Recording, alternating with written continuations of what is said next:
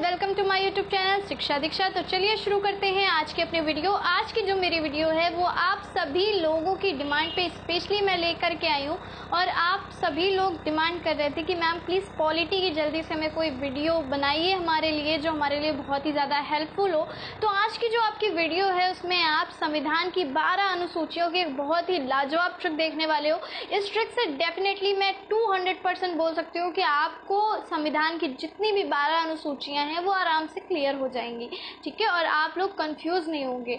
तो आज की ये जो वीडियो है आप लोगों के लिए बहुत ही ज़्यादा बेनिफिशियल साबित होगी गाइस। तो जल्दी से मेरे चैनल को सब्सक्राइब कर लो, बेल आइकन को प्रेस कर लो और आप मुझे इंस्टाग्राम पे फॉलो कर सकते हो, लिंक आपको डिस्क्रिप्शन में मिल जाएगा। उसके साथ मैं आपको एक इंपॉर्टेंट चीज़ बताने जा रही हूँ। जैसा कि मैंने बताया कि आज ये जो मैं स्टार्ट करने जा रही हूँ तो आप लोग समझ ही गए होंगे कि भारतीय संविधान की अनुसूची की एक बहुत ही अच्छी ट्रिक है। अब थोड़ा सा मैं आपको बता दूं कि देखिए, जितने लोग भी हैं मुझे जानते हो, स्पेशली जानते होंगे कि मैं अनअकैडमी से जुड़ी हुई हूँ और अनअकैडमी पर आपको बहुत सारी बेनिफिशियल चीज़ें जो हैं वो मिलती हैं। कोई भी सब्जेक्ट अगर आप पढ़ना चाहते हैं तो वहाँ पे इतना वाइड क्राइटेरिया है अनअकैडमी का कि वहाँ पे आपको बहुत सारे टीचर्स अवेलेबल होते हैं। आपको कुछ भी पढ़ना हो तो आप आराम से पढ़ सकते हो, चाहे आप SSC की तैयारी कर रहे हो, आप UPSC की तैयारी कर रहे हो या फिर आप रेलवे एग्जाम्स की तैयारी कर रहे हो। किसी भी एग्जाम की अगर आप तैयारी कर रहे हो तो आप अनअकैडमी ऐप को ज़रूर इंस्टॉल कर लीजिए। और उस अनअकैडमी ऐप पर जब आप प्लस का सब्सक्रिप्शन लेते हैं तो आपको इतने सारे वीडियोस मिलते हैं, बहुत सारे एजुकेटर से पढ़ने का मौका मिलता है। और आपको करना क्या होगा, बस एक छोटा सा काम करना होगा। जो स्क्रीन पे आपको अभी रेफरल कोड दिख रहा है, बस आपको एज इट इज़ ये कोड जो है वहाँ पे यूज़ कर देना है, जहाँ आपसे गेट सब्सक्रिप्शन पूछा जाएगा अनअकैडमी पर, और वहाँ से आप सब्सक्रिप्शन ले सकते हैं किसी भी कैटेगरी के लिए, चाहे आप SSC के लिए लीजिए, रेलवे के लिए लीजिए, किसी के लिए भी ले लीजिए। तो इससे होगा क्या, आपकी पढ़ाई को एक बहुत ही अच्छी ग्रोथ मिलेगी और आपकी रेगुलर क्लासेस चलेंगी जिसमें लाइव क्लासेस चलती हैं, टीचर्स के साथ लाइव इंटरेक्शन होता है, सारे नोट्स अवेलेबल होते हैं, बहुत सारे फ़ायदे होते हैं, ठीक है। तो गाइस देर मत करिए, जल्दी से अनअकैडमी ऐप को इंस्टॉल कर लीजिए और मेरे रेफरल कोड से सब्सक्रिप्शन ले लीजिए। और अगर आपको कोई क्वेरी हो तो आप पूछ भी सकते हैं कमेंट में, ठीक है। तो चलिए शुरू करते हैं जल्दी से, बिना देर करते हुए आज की अपनी ये लाजवाब सी ट्रिक। तो हमारी ट्रिक है बहुत ही उम्दा, देख लीजिए क्या लिखा हुआ है। SS और SC जनसभा से बदला पंचनगर। बस आपको इतनी चीज जो है ये अपने दिमाग में रखनी है और इसी से आपकी 12 की 12 अनुसूचियां जो हैं संविधान की वो आपको एकदम याद हो जाने वाली हैं, ठीक है। SS और SC जनसभा से बदला पंचनगर, ठीक। चलिए ये तो आ गए हम ट्रिक पे। अब हम एक एक शब्द को क्या कर लेते हैं, डिकोड कर लेते हैं, देखते हैं कि किससे क्या बनने वाला है, ठीक है। चलिए देखिए, सबसे पहले आते हैं, SS लिखा था ना, तो सबसे पहले हम आते हैं, देखिए लिखा हुआ है S, ठीक है। सबसे पहले आते हैं S पे, SS के S पे आते हैं तो S से बन जाता है भाई स्टेट, यानी कि राज्यों और संघ शासित, जो केंद्र शासित या संघ शासित प्रदेश होते हैं, जैसे कि आपका दिल्ली हो गया, चंडीगढ़ हो गया, ये सारे जो केंद्र शासित प्रदेश हैं और इसके साथ में जो भी आपके जितने भी राज्य हैं उनका उल्लेख किया जाता है पहली अनुसूची में। संविधान की पहली अनुसूची जो है फर्स्ट नंबर की, उसको हमने S से डिनोट किया है, यानी कि इसमें आपको स्टेट यानी कि राज्य और केंद्र शासित प्रदेशों का उल्लेख मिलता है, ठीक है। पहली अनुसूची आप लोगों को हो गई होगी क्लियर। चलिए नेक्स्ट पे आते हैं भाई, दूसरी अनुसूची पे आते हैं। दूसरी में भी S आया है, SS था ना, तो दूसरी अनुसूची में S का मतलब हो गया सैलरी, यानी कि जो आय मिलती है, यानी कि जो वेतन भत्ते वगैरह हैं उनका उल्लेख किया गया है। जितने भी पदाधिकारी हैं, देखिए आगे मैंने ब्रैकेट में लिखा हुआ है पदाधिकारी, यानी कि जैसे जो भी है, मान लीजिए जितने लोग भी हैं, जैसे आपके प्रधानमंत्री हो गए, इसके अलावा और भी जो लोग हो गए, उन सभी का, जितने भी बड़े बड़े लोग होते हैं उन सभी के वेतन भत्ते जो दिए जाते हैं वो सारे के सारे कौन सी अनुसूची के अंतर्गत आते हैं भाई, दूसरी अनुसूची के अंतर्गत आते हैं। वेतन भत्तों का उल्लेख, पदाधिकारी चाहे वो आपके किसी भी लेवल के हो, ठीक है। थर्ड पे आते हैं भाई हम, थर्ड क्या कह रहा है, थर्ड देख लीजिए। तो ये दोनों आई होप आप लोगों को क्लियर हो गई होंगी अनुसूचियां। तीसरी अनुसूची पे आते हैं। तीसरी अनुसूची में देखिए वहां पे ट्रिक में लिखा था SS और, ठीक है, और था, तो और के O से क्या बनेगा, ओथ। ओथ का मीन्स क्या होता है भाई, ओथ का मीन्स होता है शपथ, ठीक है, आपने देखा होगा जब भी कोई कैबिनेट मिनिस्टर्स होते हैं, कोई भी लोग होते हैं, वो लोग शपथ ग्रहण करते हैं, है ना। जैसे कोई भी किसी को कोई भी पदभार दिया जाता है तो वो क्या करता है, भाई एक शपथ पत्र होता है, उसको पढ़ता है, शपथ ग्रहण करता है, नहीं कहते ओथ लेता है। ठीक है, तो इसी से आपका क्या हो जाएगा, ओथ। ठीक है, यानी कि शपथ, शपथ यानी कि पद ग्रहण के समय ली जाने वाली जो शपथ होती है पदाधिकारियों द्वारा, उसका उल्लेख किया गया है संविधान की तीसरी अनुसूची में। ठीक है, आई थिंक आपको ये तीसरी अनुसूची भी एकदम से क्लियर हो गई होगी। साथ में जो लोग भी चाहें स्क्रीनशॉट लेते रहा करिए या नोट करते रहा करिए ताकि आप लोगों को क्लियर हो जाए। ठीक है, चलिए उसके बाद देखिए आते हैं हम नेक्स्ट लाइन पे। तो भाई नेक्स्ट लाइन हमारी क्या कह रही है, चौथी अनुसूची हमारी क्या कह रही है, और था ना, तो आपका बचा है आर। चलिए आर को देख लेते हैं। यह है आपकी चौथी अनुसूची आर। आर क्या कहेगा, राज्यों का राज्यसभा में प्रतिनिधित्व। ठीक है, इसका मतलब है रिप्रेजेंटेशन, इस वजह से यहाँ पे आर लिया गया है। ठीक है, इसको याद रखिएगा, रिप्रेजेंटेशन की वजह से जो है यहाँ पर आर लिया गया है। किसकी वजह से लिया गया है, रिप्रेजेंटेशन की वजह से लिया गया है।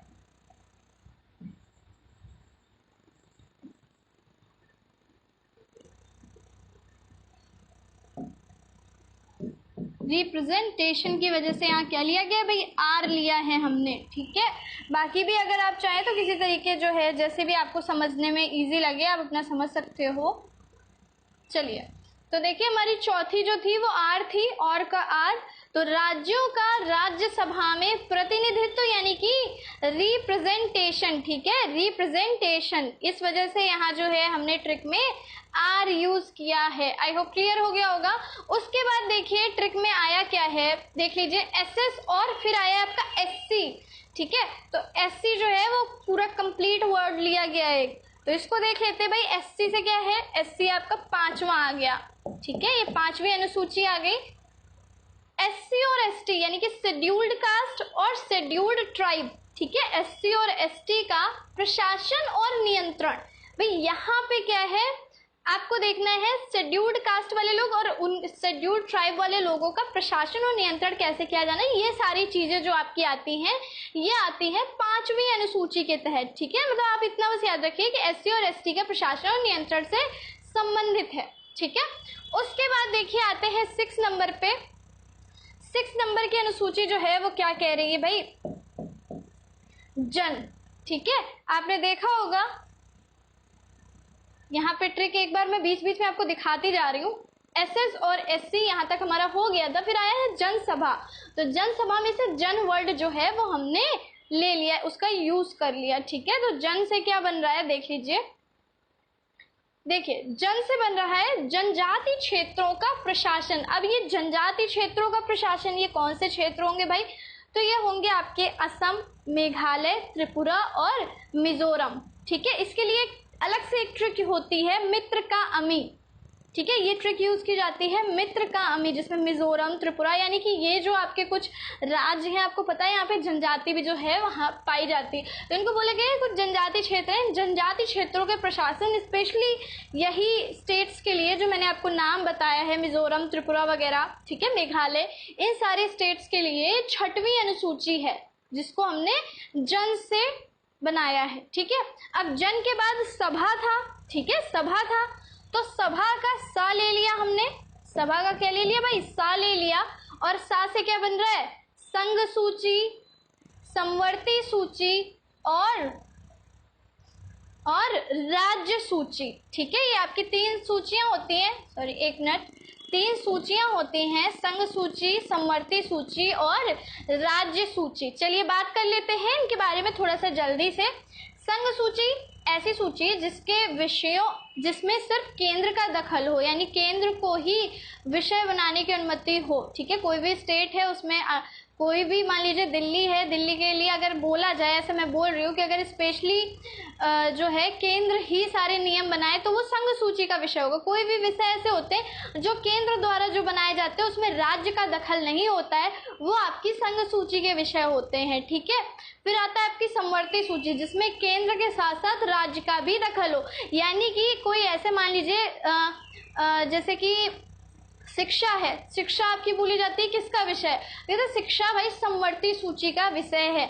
मान लीजिए केंद्र सरकार जो है कहती है कि हम इतने 1000 रुपए की कोई स्कीम जो है शुरू करना चाहते हैं लड़कियों के लिए या उनकी प्राथमिक शिक्षा के लिए, इस तरह की कोई स्कीम जो है शुरू करना चाहती है सरकार, केंद्र सरकार, ठीक है। अच्छा, राज्य सरकार भी अपनी तरफ से कुछ चाहती है तो वो भी शुरू कर सकती है, ठीक है। तो शिक्षा ऐसा विषय है जो कि समवर्ती सूची का है। तो समवर्ती सूची के विषय ऐसे विषय होते हैं जिसमें केंद्र और राज्य दोनों जो है अपना अपना मत रख सकती है और अपनी अपनी तरीके से काम कर सकती है, दोनों का ही दखल होता है, ठीक है। और राज्य सूची जिसमें सिर्फ राज्य ही अपने नियम कायदे कानून बना पाए और केंद्र का दखल नहीं होता, वो राज्य सूची होती है। तो आप ये तीनों सूचियां आई थिंक समझ गए होंगे, ठीक है। तो संघ सूची, समवर्ती सूची और राज्य सूची के जितने भी विषय हैं उनका उल्लेख किया जाता है किसके तहत? भाई 7वीं अनुसूची के तहत। आप मुझे बताइएगा कमेंट में जल्दी से कि कितने विषय हैं टोटल संघ सूची, समवर्ती सूची और राज्य सूची के मिला करके अभी वर्तमान में, ठीक है। चलिए आते हैं भाई नेक्स्ट लाइन पे। तो सभा का सा हो गया था हमारा। अब हम लोग भाई क्या देखने जा रहे हैं? भा, ठीक है। सभा का भा देखने जा रहे हैं। देखिए तो ये है आपकी 8वीं अनुसूची, यानी कि अभी 7 अनुसूचियां आपकी हो चुकी हैं। अब आपकी 8वीं अनुसूची है भा। तो भा से क्या है भाई? भाषाएं, ठीक है। 22 भाषाओं को लिख, पहले तो कम थी, फिर बाद में कुछ जैसे डोगरी भाषा और भी भाषाएं साथ में बाद में जुड़ी, मैथिली भाषा, तो ये सारी भाषाएं आपकी बाद में जुड़ी और इनको मिला के अब टोटल कितनी हो गई भाई? 22 भाषाएं हो गई, ठीक है। तो इन 22 भाषाओं का उल्लेख जो है वो 8वीं अनुसूची के अंतर्गत किया गया है। कौन सी अनुसूची के अंतर्गत? 8वीं अनुसूची के अंतर्गत किया गया है। उसके बाद देख लेते हैं भाई, देखिए 8वीं अनुसूची होगी हमारी। अब हम लोग देखते हैं 9वीं अनुसूची को, ठीक है। तो सभा का सभा हो गया था और उसके बाद देखिए और क्या था भाई, आपको साथ में दिखाते चलते हैं, एक बार ट्रिक देखते रहेंगे तो आपको याद भी होती जाएगी, बार बार देखेंगे तो। देखिए सभा, जनसभा हो गया हमारा, से बदला पंचनगर, ठीक है, याद रखिएगा, से बदला पंचनगर, ये चीज आई है। चलिए देख लेते हैं भाई। तो हमारा से 9वीं अनुसूची में आया है से। तो से में देख लीजिए, संपत्ति के अधिग्रहण की विधियों का उल्लेख। संपत्ति अगर है कोई किसी की तो कैसे उसका अधिग्रहण किया जाएगा, कौन कौन सी शर्तें होंगी, क्या क्या नियम होते हैं, उनका उल्लेख किया गया है आपकी कौन सी अनुसूची में? 9वीं अनुसूची में। और ये भी आपसे पूछा जाता है भाई ये पहले संविधान संशोधन, ठीक है, कौन से संविधान संशोधन? पहले संविधान संशोधन अधिनियम 1951 के द्वारा जोड़ी गई थी।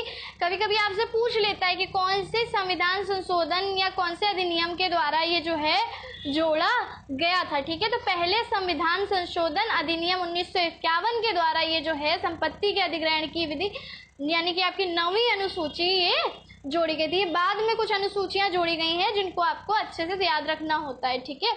उसके बाद देखिए आया था से, फिर था बदला, ठीक है, बदला पंचनगर, ये था। तो बदला जो आया है, बदला से क्या होगा भाई? दल बदल कानून। दल बदल कानून जो बाद में आया आपकी, वो कौन सी अनुसूची के अंतर्गत आया? 10वीं अनुसूची के अंतर्गत आया। जब आपको पॉलिटी थोड़ा डीप में बताएंगे तो मैं जल्द आपको सारी चीजें जो है साथ साथ में क्लियर करती चलूंगी। फिलहाल जो है लोगों को मोस्टली ये सारी चीजें आती हैं, उन्होंने मुझसे सिर्फ ट्रिक की डिमांड की है, तो अभी आप लोगों के लिए ट्रिक है, उसके बाद में जब डीप में पढ़ेंगे तो सब कुछ साथ में देखते भी चलेंगे, ठीक है, एक एक चीज देखेंगे। तो देखिए भाई जो बदला से हमारा क्या बना? दल बदल कानून, ठीक है। और ये कौन से संविधान संशोधन के द्वारा जोड़ा गया? 52वें संविधान संशोधन 1985 द्वारा जोड़ा गया। याद रखिएगा, थोड़ा सा माइंड में रखिएगा कि ये जो बदला लिखा हुआ है दल बदल कानून 52वें संविधान संशोधन 1985 के द्वारा जोड़ा गया, ठीक है, याद रखिएगा। अब आपकी बची है सिर्फ 2 अनुसूचियां, उनको भी देख लीजिए भाई। तो बदला हो गई हमारी, ठीक है। अब हमारी बच्ची क्या है? पंच और नगर। तो चलिए जल्दी से इनको भी हम लोग देख लेते हैं। देखिए पंच, पंच से क्या बना भाई? पंचायती राज, पंचायती राज व्यवस्था, ठीक है। तो ये आपकी जो है ये 11वीं अनुसूची के अंतर्गत आई भाई। किसके अंतर्गत? पंचायती राज है 11वीं अनुसूची के अंतर्गत। 73वें संविधान संशोधन 1993 द्वारा जोड़ा गया, ठीक है। किसके द्वारा जोड़ा गया? 73वें संविधान संशोधन 1993 के द्वारा ये जोड़ा गया। इसमें विषय कितने हैं पूछ लेता है भाई, कितने विषय हैं? 29 विषय हैं। कितने विषय हैं? 29 विषय हैं, 29 सब्जेक्ट्स हैं, ठीक है। उसके बाद देखिए आपकी 12वीं अनुसूची क्या कहती है भाई, 12वीं अनुसूची कौन सी है, नगर, ठीक है। 12वीं अनुसूची है आपकी नगर, और नगर यानी कि नगर पालिका से संबंधित, ठीक है, नगर पालिका से संबंधित है। इसके बारे में देख लीजिए, ये अनुसूची संविधान में 74वें, ये 73वें और ये 74वें, लेकिन जो संविधान संशोधन है वो ईयर एक ही है, 1993, ठीक है। 74वें संविधान संशोधन 1993 द्वारा जोड़ी गई। इसमें वर्तमान में भाई कितने सब्जेक्ट्स हैं, 18 सब्जेक्ट्स हैं। कितने सब्जेक्ट्स हैं, 18 सब्जेक्ट्स हैं, याद रखिएगा, ठीक है। तो ये भाई हमारी ट्रिक जो है कंप्लीट हो गई। आई होप आप लोगों को पसंद आई होगी। एक बार फिर से मैं आपको पूरा जो है दिखा देती हूँ, क्योंकि ट्रिक थोड़ी सी लंबी थी लेकिन आप लोगों के लिए बहुत ही ज़्यादा बेनिफिशियल थी, ठीक है। जितना ज़्यादा लंबा ये होता है उस हिसाब से ट्रिक कुछ भी नहीं है। तो चलिए एक बार फिर से हम लोग सब कुछ जो है जल्दी से देख लेते हैं, ठीक है। क्या था भाई, एसएस और एससी जनसभा से बदला पंचनगर, एस से बना स्टेट और संघ शासित प्रदेशों का उल्लेख, ठीक है। एस से बना सैलरी और वेतन भत्ते का उल्लेख, यानी कि पदाधिकारियों को दी जाने वाली सैलरी, ठीक है। और फिर ओ से है ओथ, शपथ पद ग्रहण के समय। आर से आपका राज्यों का राज्यसभा में प्रतिनिधित्व, यानी कि रिप्रेजेंटेशन, ठीक है। उसके बाद एससी है, एससी और एसटी का प्रशासन और नियंत्रण। याद रखिएगा, मैं बार बार आपको बताती चल रही हूँ, तो आप इसको लगभग कोशिश कीजिए कि इसी वीडियो के दौरान आप इसको पूरा तैयार कर लें, ठीक है। उसके बाद आपका आया था जनसभा, तो जन से हो जाएगा जनजाति क्षेत्रों का प्रशासन। जनजाति क्षेत्रों में मैंने आपको बता दिया, मित्र का अमी करके ट्रिक आप बना सकते हैं, जिसमें आप वो जो स्टेट्स हैं उनको याद रख सकते हैं, जैसे मिजोरम, त्रिपुरा, मेघालय, असम, ठीक है। चलिए उसके बाद देखिए लिखा हुआ है जन, तो हमने देख लिया। फिर आया सभा, ठीक है। 7वीं अनुसूची में आता है सा, तो सा से है संघ सूची, समवर्ती सूची और राज्य सूची के विषयों का उल्लेख। मैंने आपको बता दिया क्या डिफरेंस होता है संघ सूची, समवर्ती सूची और राज्य सूची में। उसके बाद देखिए आता है भा, भा से है 22 भाषाओं का उल्लेख किया गया है।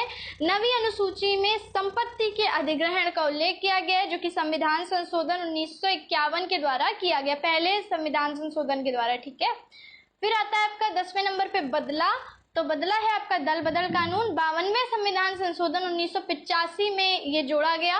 फिर आता है 11वें पे पंच, यानी कि पंचायती राज व्यवस्था, ये आपके 73वें संविधान संशोधन के द्वारा जोड़ी गई, ठीक है। इसमें 29 विषय हैं।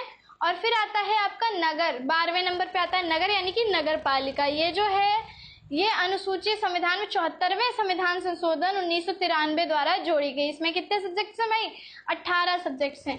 आई होप आप लोगों को पूरी वीडियो जो है वो क्लियर हो गई होगी, समझ में आई होगी, पसंद भी आई होगी। तो लाइक बनता है, प्लीज़ गाइज लाइक कीजिए, और जितना ज़्यादा से ज़्यादा हो सके शेयर कीजिए वीडियो को, ताकि ये वीडियो दूसरे लोगों तक भी पहुंच सके, और उन लोगों को भी अगर कोई प्रॉब्लम होती है पॉलिटी में तो उनको भी कोई दिक्कत ना हो। इसके साथ एक बहुत ही अच्छी न्यूज़, आप लोगों के लिए मॉडर्न हिस्ट्री जो है वो स्टार्ट होने वाली है, जल्दी मॉडर्न हिस्ट्री स्टार्ट होगी। साथ में जो लोग पूछ रहे थे कि मैम लेखपाल का कोर्स नहीं आएगा क्या, तो लेखपाल का कोर्स भी आपका चलेगा, ठीक है। वो इसलिए थोड़ा रुक गया था क्योंकि आपका जो है कुछ लोग बोल रहे थे कि मैम वैकेंसी जो है वो कैंसिल हो गई है, कुछ लोग बोल रहे थे अभी बहुत टाइम लगेगा, थोड़ा लेट बनाइएगा, तो काफ़ी सारी चीज़ें थी। लेकिन आपका लेखपाल जो है वो एज इट इज चलेगा, उसकी चिंता मत कीजिए, ठीक है। तो चलिए इसी उम्मीद के साथ कि आपको वीडियो पसंद आई होगी, कमेंट करना मत भूलिएगा। और जो भी मैंने आपको रेफरल कोड बताया, जो लोग भी अनअकैडमी का सब्सक्रिप्शन लेना चाहते हैं वो रेफरल कोड के थ्रू ले सकते हैं। तो मिलते हैं अपनी नेक्स्ट वीडियो में, तब तक के लिए सीखते रहिए, पढ़ते रहिए शिक्षा दीक्षा के साथ।